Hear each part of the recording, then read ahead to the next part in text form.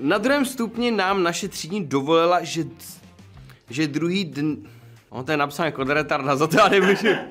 Na druhém stupni nám naše třídní dovolila, že druhý dne si do školy můžeme vzít nějakého hlodavce. Druhý den tedy kámoška přinesla králíka a několik dalších spolužáků přineslo myši, potkany, morčata a tak dále. Učitelka nás tedy s našimi zvířecími ratolestmi vzala na dvůr, ale nedošlo jí, že není zavřená brána školy. Kamarádka teda pustila králíka na ten dvůr a ještě pronesla s úsměvem: on je lenoch, on se ani nehne.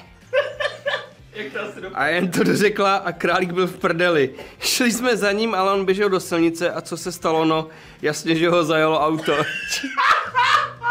To je hrozný, čemu se směješ?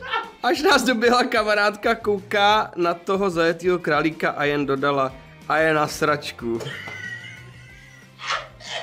Učitelka jí dala poznámku jen za to, že řekla, že ten králík je na sračku.